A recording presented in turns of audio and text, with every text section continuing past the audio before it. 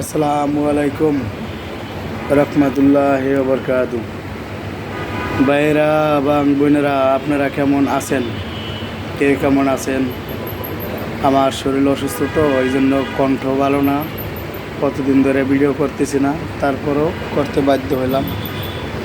যে আমরা ফেসবুকে যেই ভিডিও বানাই, প্রত্যেকেরই একটাই ডায়লগ, যে ভাই আমার ভিডিওটা সামনে গেছে, ধাক্কা দেন দেন ধাক্কা, একটা লাইক কমেন্ট শেয়ার করেন। এটা কেন ভাই বলতে হবে? লাইক কমেন্ট শেয়ার করতে বলতে হবে কেন? এটাই তো কোনো টাকা পয়সা চায় না, কারো টাকা পয়সা দিতে হয় না। আমরা যারা কাজ করি ফেসবুকে, প্রত্যেকের ভাই বোন, তাহলে কেন বললে like comment share copy link নিতে হবে?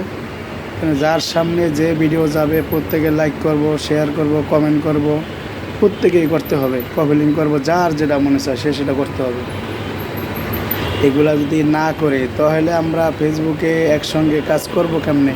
এখন আমি চিন্তা করবো যে আমি অমুকরে দিব, লাইক করবো, কমেন্ট করবো, শেয়ার করবো, তাহলে হ্যাঁ বড় হয়ে যাবে আমার চাইতে। এই হিংসা রাখা যাবে না। মনে সাদা মন রাইখা সবার কাজ করতে হবে, এবং সবাইরে ফলো দিতে হবে, লাইক করতে হবে, শেয়ার করতে হবে, কমেন্ট করতে হবে, ভালো ভালো কমেন্ট করতে হবে। এইগুলা করতে হবে আমাদের। কেন এই প্রত্যেকেরই একই ডায়লগ দিতে হয়? ভাই আমার ভিডিওটা সামনে গেছে, এত হাজার ফলোয়ার, এত হাজার আপনার, এত হাজার কমেন্ট, আমার এত হাজার ফলোয়ার, এত স্টারওয়ালা, কেন এটা বলতে হবে? কী জন্য বলতে হবে? আপনার সামনে গেছে, আপনি ভিডিওটা কেন ধাক্কা দেন? ধাক্কা না দিলে হয় না? খালি ধাক্কা দেন, খালি ধাক্কা দেন।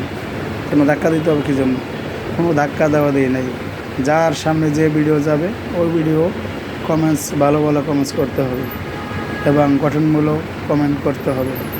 এই বললে আমার বক্তব্য এখানেই রাখলাম। আল্লাহ হাফেজ।